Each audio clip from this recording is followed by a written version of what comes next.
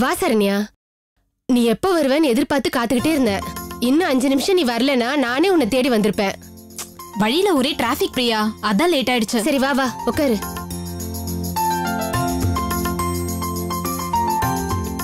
என்ன வீட்ல ஒருத்தரையும் காணோம்? எப்பவும் வெள்ளை வேட்டி வெள்ளை சட்டைன்னு ஒரு கும்பலே உங்க வீட்ல இருக்குமே. எல்லாரும் உண்ணாவிரத போராட்டம் போயிருக்காங்க சரண்யா. உண்ணாவிரதமா? எதுக்கு பிரியா? அது ஏன் கேக்குற? இந்த ஏரியால ரெகுலரா குப்பால்ற கார்ப்பரேஷன்காரங்களே வரல. பப்ளிக்கும் ஒரே கம்ப்ளைண்ட்.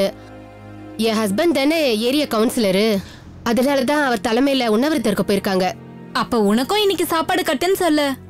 நான் ஏன் பட்னி கிடக்கணும்? நல்லா மூக்கு முட்டை சாப்பிட வேண்டியதுதான். சரி அதெல்லாம் விடு. நீ என்ன குடிக்கிற? கூல் ட்ரிங்க்ஸா காஃபியா? Cool drinks. சரி இரு வரேன்.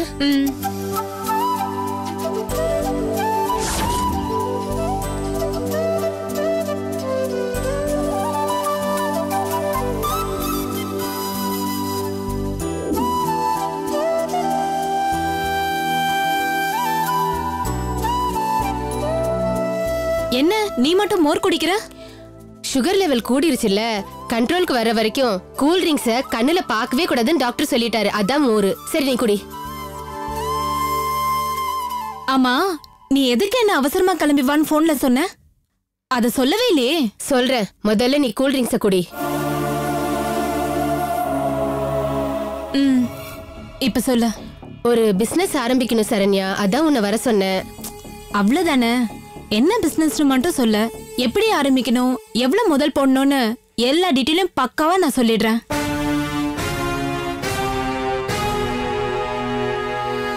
அதுக்கு முன்னாடி எனக்கு ஒரு டவுட், அத கேக்குறேனே. கேளு. அந்த ரேவதி ஏண்டி இப்படி பண்ணிட்டா? நான் சொன்னேனே ஞாபகம் இருக்கா? இந்த சீட்டு கம்பெனி ஆரம்பிக்கிறவங்க எல்லாம் திடீர்னு சொல்லாம கொல்லாம பணத்தோட ஓடி போயிடுவாங்கன்னு. அதனால நீ ஜாக்கிரதையா இருன்னு சொன்னல. ஆமா பிரியா, நீ சொன்ன. ஆனா நான் தான் கேக்கல. என் கூட பழகுனவளாச்சேன்னு ரொம்ப நம்பினேன். ஆனா இப்படி பண்ணிட்டு போயிட்டா. என்ன நம்பி சீட்டு போட்டவங்களா என்ன கேள்வி கேக்குறாங்க தெரியுமா? என்ன பண்றது? ஆளு குணம் தெரியாம ரெக்கமெண்ட் பண்ணா நாம தான் இப்படி மாட்டிக்கிட்டு முழிக்கணும். நீ கூல் ட்ரிங்க்ஸ ஃபர்ஸ்ட் குடி.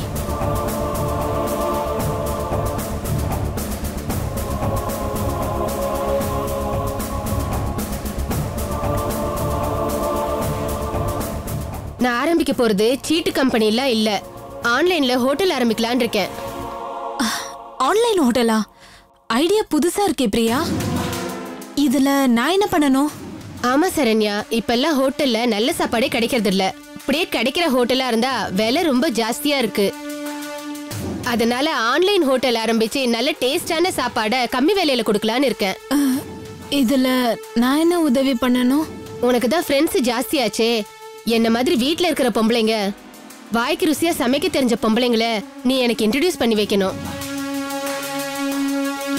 நான் உங்ககிட்ட அக்ரிமெண்ட் போட்டு டெய்லி சமைச்சு வாங்குவேன். அத நான் ஆன்லைன் ஹோட்டல்ல நான் வித்துருவேன். சோ உனக்கு தெரிஞ்ச ஹவுஸ் ஒய்ஃப் எல்லாம் எனக்கு அறிமுகப்படுத்தி விடு.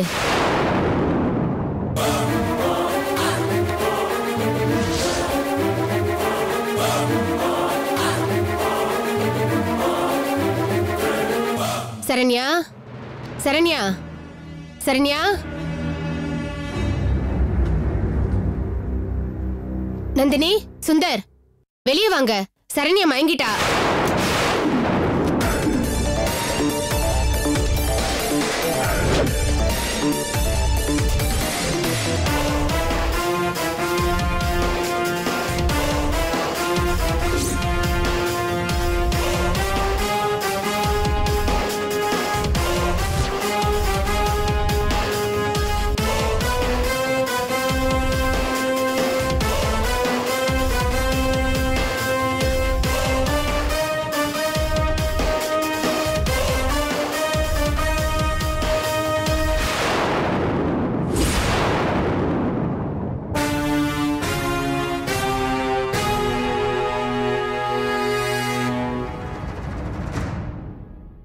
ரொம்ப தேங்க்ஸ் பிரியா.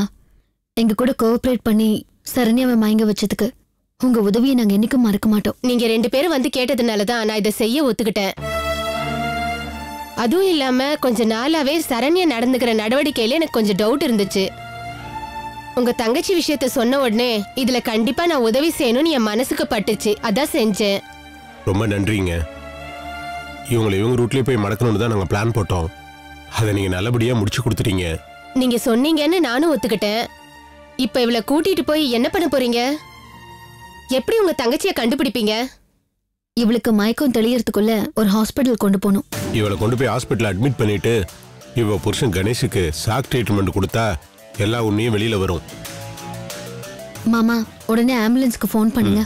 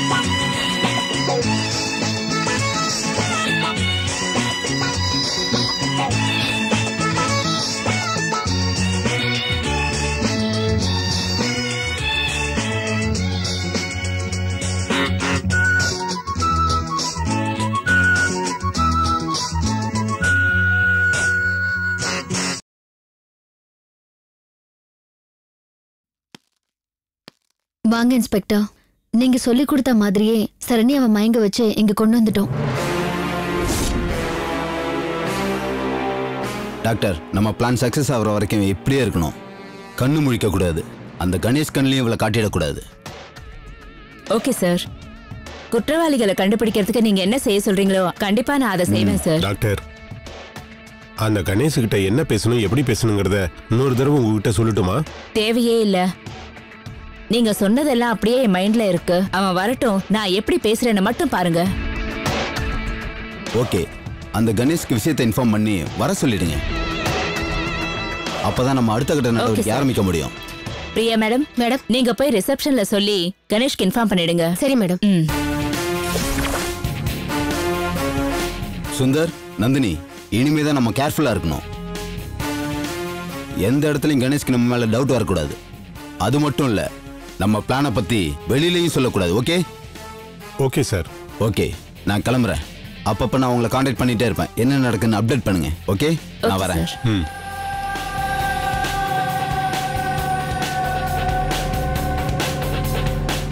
நந்தினி, முள்ளால தான் எடுக்கணும்னு சொல்லுவாங்க.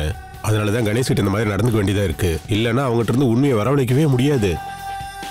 ஆமா மாமா, நம்ப வச்சு கழுத்து அறுத்தவனுக்கு நம்ம ஒரு வலை விரிச்சிருக்கோம். அதுல அவன் கண்டிப்பா மாட்டதான் செய்வான்.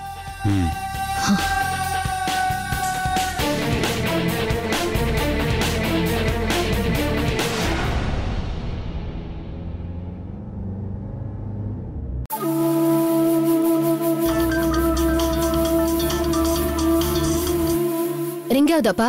ஆகுது. ஹலோ சார், உங்க வைஃப் தாஜ் ஹாஸ்பிட்டல்ல அட்மிட் ஆயிருக்காங்க. என்ன சொல்றீங்க? காலையில நான் கிளம்பும் போது நல்லா தானே இருந்தாங்க. ஆமா, அந்த ஆஸ்பத்திரியில் அட்மிட் பண்ணது யாரு? ஹாஸ்பிட்டல் ஐசியூ வார்டில் அட்மிட் பண்ணிருக்காங்க சார். சீக்கிரம் வாங்க. ஆமா, என் ஒய்ஃபுக்கு என்னாச்சு? எதுக்காக அவங்கள அட்மிட் பண்ணிருக்காங்க? சார், நீங்க இந்த டீடைல்ஸ் எல்லாம் ஹாஸ்பிட்டல்ல வந்து கேளுங்க. சீக்கிரம் கிளம்பி வாங்க சார். சரி, கிளம்பிட்டேங்க.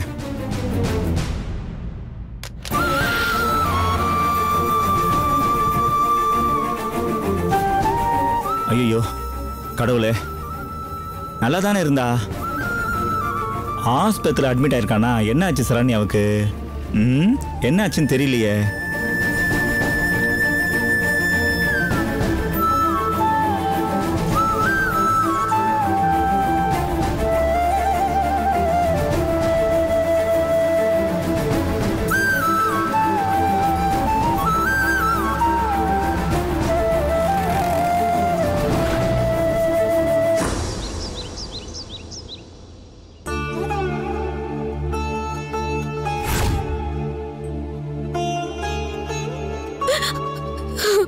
என்ன அனாதைய விட்டுட்டு போயிட்டீங்களேப்பா.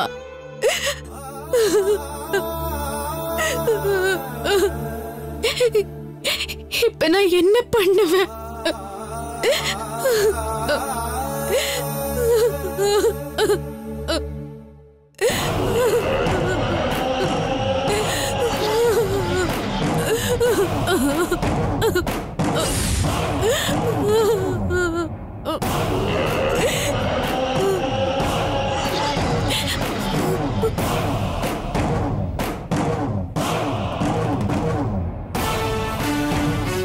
என்னங்க இது? அந்த கிழவை மண்டை போட்டதுல இருந்து அழுதுட்டே இருக்கா, கொஞ்சம் கூட ஓயவே மாட்டேங்கிறா. அடியே, இது தாண்டி நமக்கு சரியான சந்தர்ப்பம். இந்த மாதிரி டைம்ல தான் நாம அன்பு மழை அகிலா மேல கொட்டுன்னு கொட்டி அவளுக்கு நல்லது செய்யற மாதிரி நடிக்கணும்டி. அப்பதான் நாம எல்லாம் சுத்தி அமுக்க முடியும். வா, அகிலா மேல நம்ம அன்பு அணுகுண்ட போட்டு தாக்கும். வா.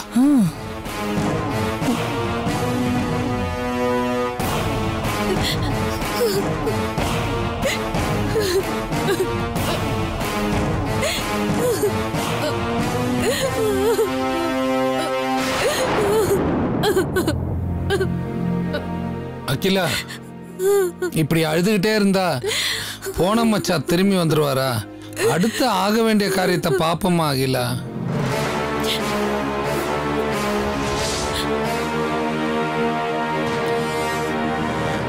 அந்த தம்பி மட்டும் இங்க இருந்திருந்தா அன்னை உசுர் போயிருக்குமா அகிலா? திடீர்னு அவர் பாட்டுக்கு போனதுனால அந்த ஆனந்தோட அப்பா அம்மா வந்து அன்னை மனசை நோகடிச்சிட்டாங்க.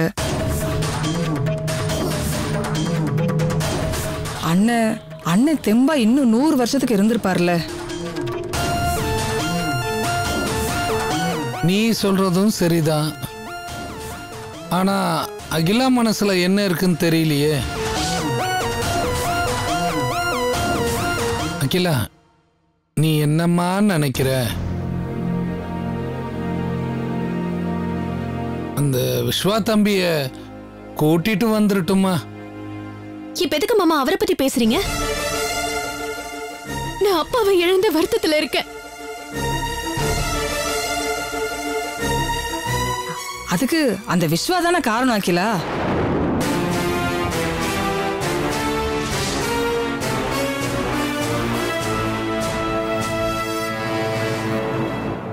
நீ ஒண்ணு பேச வேணாம் அகிலா. என்னங்க, காரை ரெடி பண்ணுங்க, நம்ம சென்னைக்கு போய் விஸ்வாவை கூட்டிட்டு வந்துடலாம். கொஞ்சம் பொறு ராஜம். விஸ்வா என்ன சென்னையில ஒண்டி கட்டியாவா இருக்காரு? பொண்டாட்டியோட குடும்பஸ்தரால இருக்காரு. அவரை போய் நினைச்ச உடனே கூட்டிட்டு வந்துட முடியுமா? இத பாரு அகிலா, நீ விஸ்வாவுக்கு போன் பண்ணி உடனே இங்க வர முடியுமான்னு கேளுமா. மாமா, அதெல்லாம் உங்களுக்கு தேவையில்லாத விஷயம். எதுக்கு இப்ப விஸ்வா இங்க வரணும்னு சொல்றீங்க?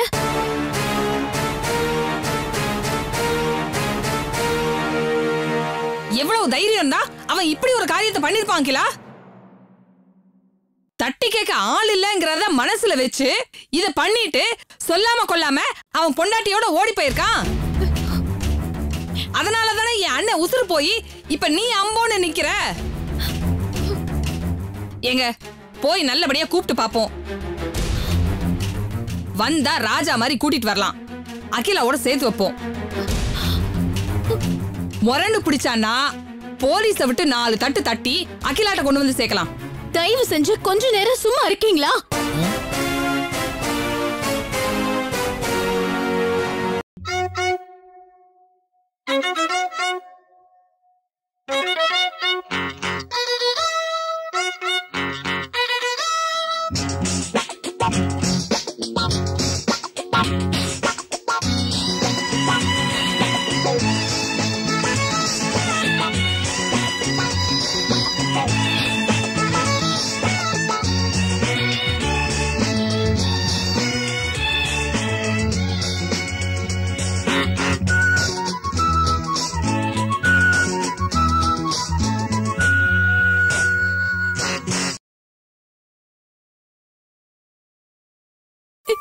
நானே மனசு உடைஞ்சு போயிருக்கேன்.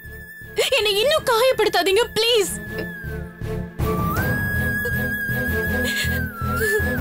அப்படின்னா நீ இங்கேயே இரு அகிலா. நானும் இவரும் சென்னைக்கு போய் விஸ்வாவை கூட்டிட்டு வந்துடுறோம்.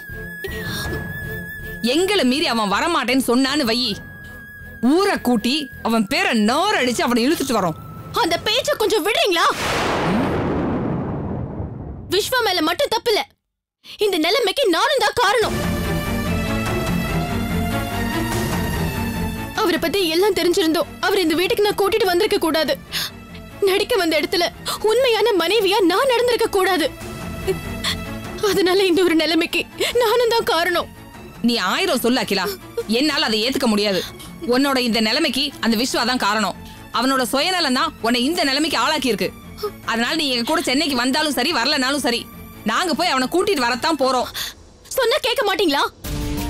சென்னைக்கு நானும் வரல, நீங்களும் போக வேண்டாம். முதல்ல என் கண்ணு முன்னாடி நிக்காதீங்க, இங்க இருந்து போங்க. என்ன அகிலா இப்படி சொல்ற? நீ நல்லா இருக்கணும் தானே நாங்க இப்படி சொல்றோம். புரிஞ்சுக்க அகிலா. முதல்ல நீங்க 2 பேரும் என்ன புரிஞ்சுக்கோங்க. இது ஏன் வாழ்க்கை, எப்படி இருக்கணும்னு நான் தான் டிசைட் பண்ணணும். இத நீங்க தீர்மானிக்க வேண்டாம், புரியுதா?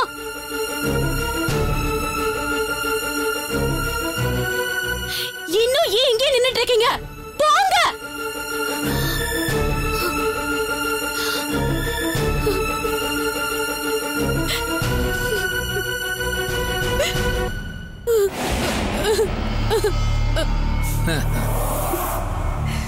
சூப்பருங்க. இனி செத்தாலும் அந்த விஸ்வாவை தேடி அகிலா போக மாட்டா. ஆமாண்டி, இந்த அகிலா யாரோட சப்போர்ட் இல்லாம ஒண்டி கட்டையா நிக்கணும். அப்பதான் நாம இந்த சொத்தை அபகரிக்க போட்ட திட்டம் ஈஸியா நிறைவேறும்.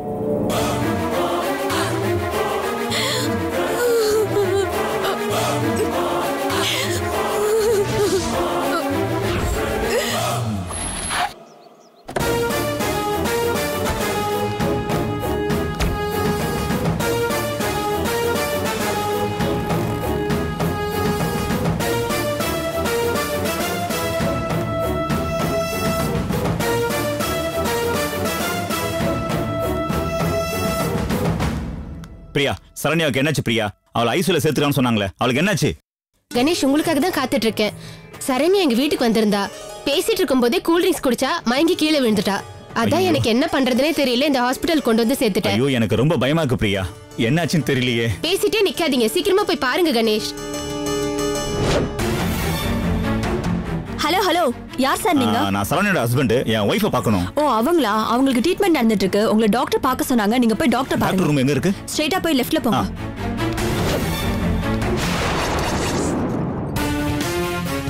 அந்த ஃப்ராடு பையன் கணேஷ் வந்துட்டான்.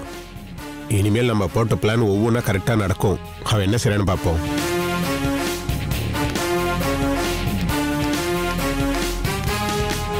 Excuse me doctor. எஸ், வாங்க. சரண்யாவுக்கு என்னாச்சு டாக்டர்? முதல்ல உட்காருங்க. இல்ல டாக்டர், எனக்கு ரொம்ப பயமா இருக்கு. என்னாச்சு சொல்லுங்க. சொல்றேன், உட்காருங்க உட்காருங்க.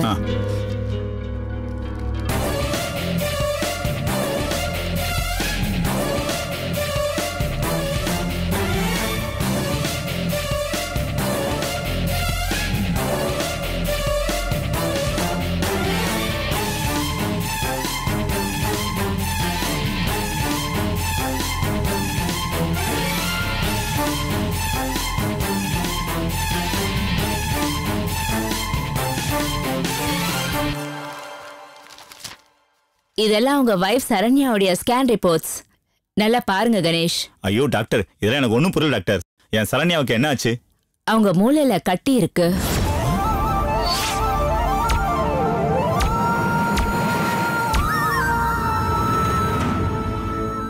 உடனே அவங்களுக்கு ஆபரேஷன் பண்ணணும், இல்லைன்னா உயிர் பழைக்க மாட்டாங்க.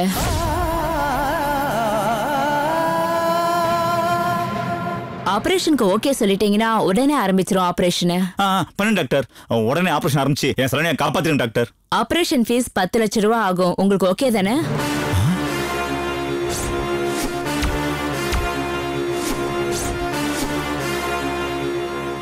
டாக்டர், என்ன டாக்டர் சொல்றீங்க? 10 லட்சம் ஆகுமா? அவ்வளவு பணத்துக்கு நான் எங்க டாக்டர் போவேன்? இத பாருங்க கணேஷ், உங்க வைஃப் ரொம்ப சீரியஸ் கண்டிஷன்ல இருக்காங்க. அவங்களுக்கு இமிடியேட்டா ஆபரேஷன் செய்யலைன்னா அவங்க உயிருக்கே ஆபத்தாயிடும். எஸ், ஒரு டாக்டர் டீமே சேர்ந்து இந்த ஆபரேஷனை பண்ணணும். அப்பதான் இந்த ஆபரேஷன் சக்சஸ் ஆகும். பணத்தோட வாங்க, நான் அப்புறம் ஆபரேஷன் ஆரம்பிக்கிறேன்.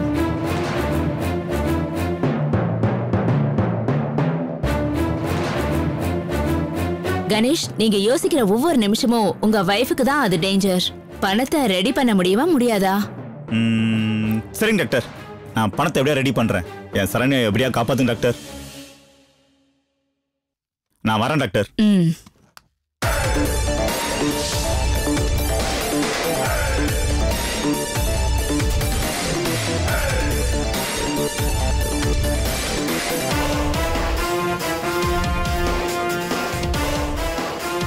மாமா, நம்ம பிளான்ல இந்த லெவலும் சக்சஸ் ஆயிடுச்சு. இல்ல நந்தினி, இனிமேல் தான் முக்கியமான விஷயமே இருக்கு. அது நடந்தாதான் நம்ம நினைச்சது நல்லபடியா முடியும். அந்த கணேஷ்க்கு ஒரு சின்ன டவுட் வந்தாலும் நம்ம போட்ட பிளான் எல்லாமே சொதப்பிடும். கவலைப்படாதீங்க மாமா, அவன் பதட்டத்தை பார்க்கும்போது எதிர்பார்க்கிற மாதிரியே நமக்கு சாதகமா தான் இருக்கும்.